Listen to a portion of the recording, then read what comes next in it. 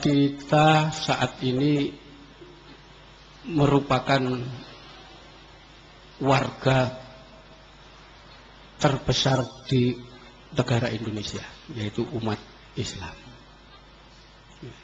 Jadi kegiatan-kegiatan yang berkaitan dengan Islam kita lihat terjadi di berbagai tempat dan di berbagai waktu. Ya. Di televisi aja hampir tiap pagi ada pengajian-pengajian, ya. Kemudian pengajian seperti ini semuanya hampir menunjukkan Islam.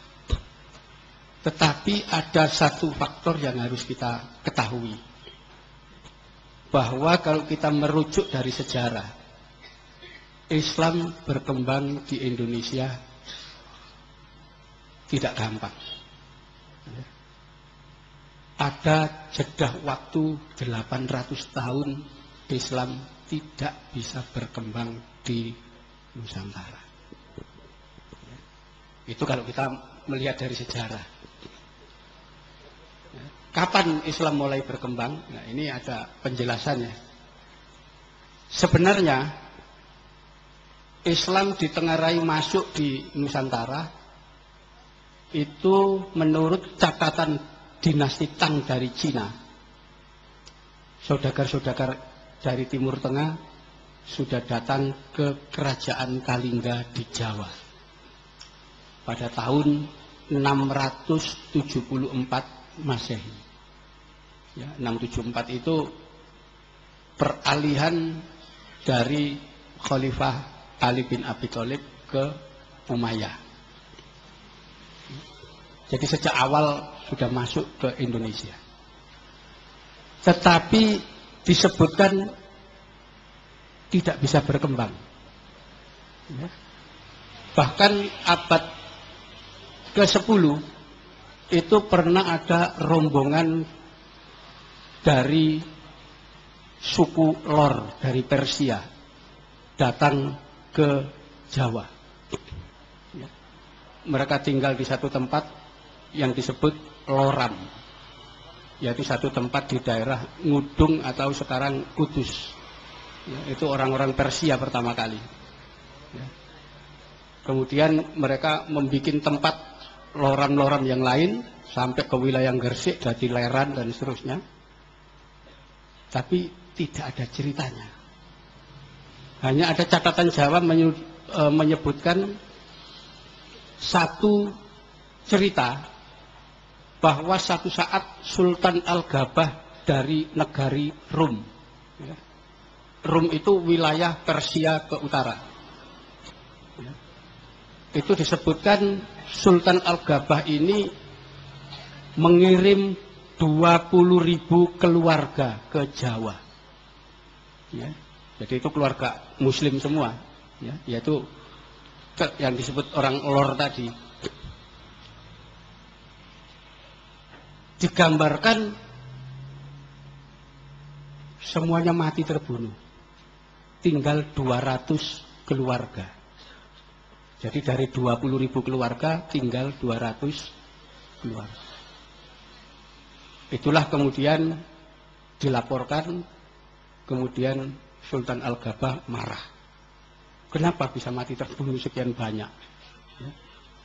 Lalu supaya Pulau Jawa bisa dihuni umat Islam, lalu Sultan Al-Gabah dikisahkan mengirimkan orang-orang yang dianggap aulia, orang-orang yang dianggap punya karomah.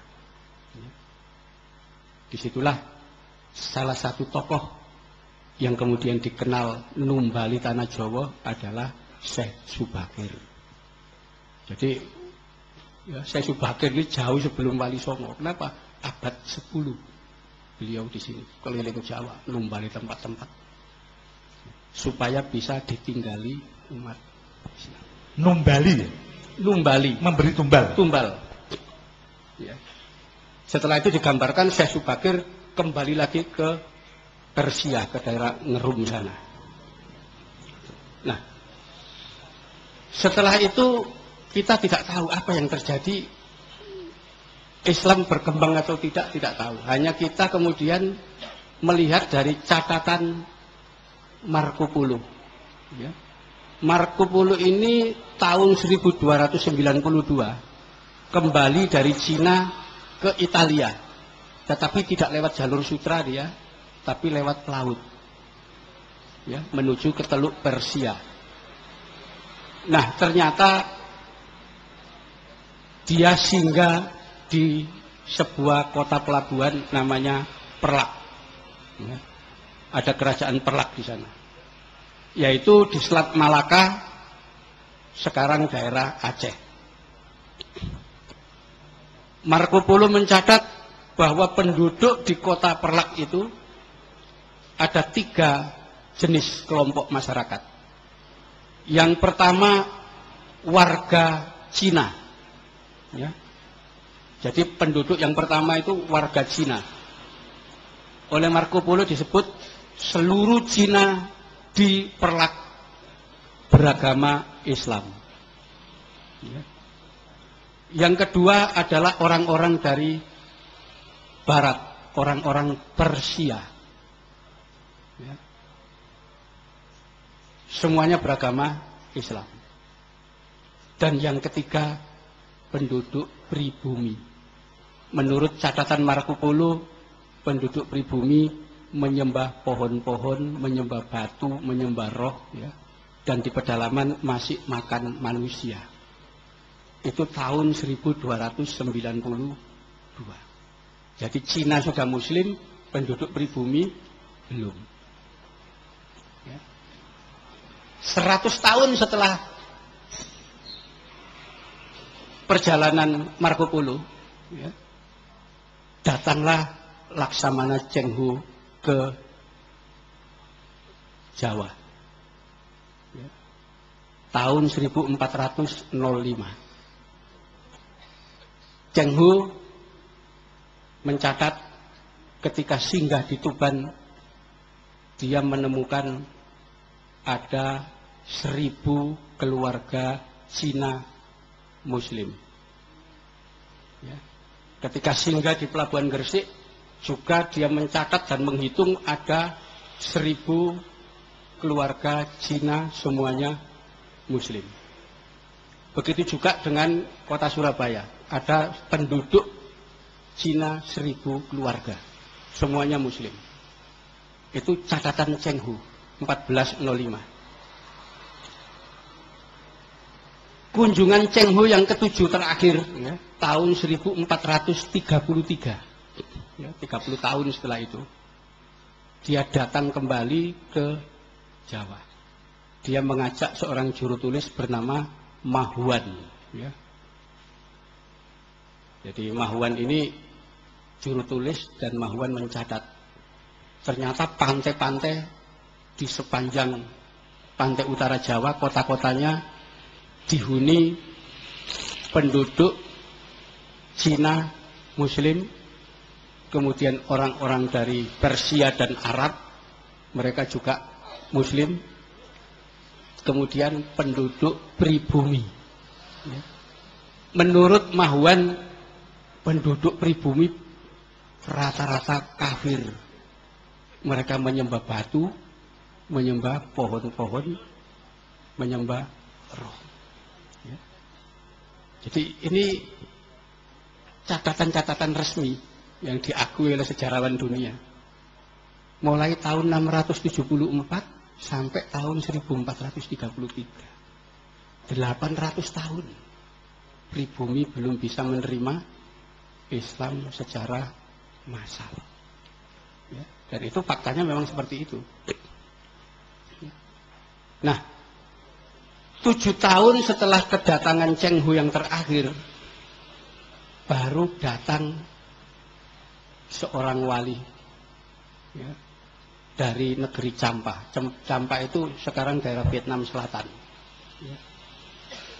Dia datang di sini, satu rombongan keluarga, yaitu Syekh Ibrahim Samarkondi dengan 2 orang putranya. Ya. Yang pertama Ali Murtado, yang kedua Ali Rohmat. Ya. Beliau singgah di Tuban, di desa Gisik, ya, di Siarjo, Kecamatan Palang, tinggal di situ. Dan kemudian belum sempat berkembang, beliau meninggal dan dimakamkan di sana. Ya, makamnya sampai sekarang masih ada. Lalu putranya berjalan ke Mojopahit.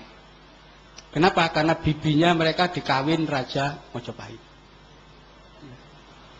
Lalu dua orang putra Syekh Ibrahim Samarkondi ini menemui bibinya di Mojopahit, dan kemudian oleh Raja Mojopahit keduanya diangkat, ya, menjadi pejabat negara. Yang satu sebagai raja pendeta, yaitu menteri agama untuk orang-orang Islam, dan yang satu sebagai imam di Surabaya. Yang satu di Gresik, yang satu di Surabaya. Raden Rahmat inilah yang jadi imam di Surabaya, yang kelak kita kenal dengan nama Sunan Ampel. Itu pertama kali mereka datang ke sini. Jadi orang asing dari Vietnam sana asalnya. Nah, dari Sunan Ampel ini kemudian lahir Sunan Bonang, Sunan Derajat, ya, putri-putrinya, dan kemudian punya murid Sunan Giri, Raden Pata, dan seterusnya. Itulah membentuk Wali Songo. Ya. Jadi bangunan Wali Songo itu kira-kira dibentuk 30 tahun setelah kedatangan Sunan Ampel. Ya, karena ketika Sunan Ampel datang di sini 1440 itu beliau masih belum menikah. Ya, karena itu butuh waktu sekitar 30 tahun supaya putra-putranya, murid-muridnya dewasa, kemudian melakukan dakwah. Itulah era Wali Songo. Tahun 1470-an mulai berkembang dan berdakwah. Kira-kira 40 tahun setelah dakwah Wali Songo, seorang Portugis bernama Tommy Pires datang ke Jawa tahun 1413. Dan dia mencatat sepanjang pantai utara Jawa penguasa-penguasanya adalah para adipati Muslim. Ini sudah kelihatan, ya. Sebelumnya sepanjang pantai utara itu penduduk pribuminya menurut Mahuan kafir. Tetapi 1513 Tommy Pires mencatat seluruh pantai utara dikuasai adipati-adipati beragama Islam Muslim. Artinya Islam baru berkembang begitu rupa sampai jadi penguasa-penguasa di sepanjang pantai utara itu pasca Wali Songo. Sebelum Wali Songo tidak ada. Islam tidak dianut oleh penduduk pribumi. Ya. Tahun 1522 itu ada seorang pengelana dari Itali, tapi dia menggunakan kapalnya Portugis, datang juga ke Jawa. Dan di situ dia menyaksikan bagaimana penduduk pribumi di sepanjang pantai utara Jawa itu semuanya beragama Islam. Di pedalaman masih ada kerajaan Majapahit. Rajanya bernama Wijaya. Tapi sudah tidak berkembang. Itu kesaksian itu. Artinya Islam baru berkembang zaman Wali Songo. Nah, inilah yang sampai sekarang dipertanyakan oleh banyak sejarawan. Kenapa begitu cepat dakwah Islam di era Wali Songo? Dalam tempo 40 tahun sampai 50 tahun pengislaman begitu meluas. Padahal 800 tahun ditolak. Ya. Apa yang menjadi penyebab itu? Di situ. Bagaimana Islam bisa diterima begitu luas oleh masyarakat pribumi? Ya. Dan inilah yang kita temukan, ternyata ada metode-metode dakwah yang dijalankan oleh Wali Songo yang itu menjadi penyebab kenapa Islam begitu cepat bisa diterima.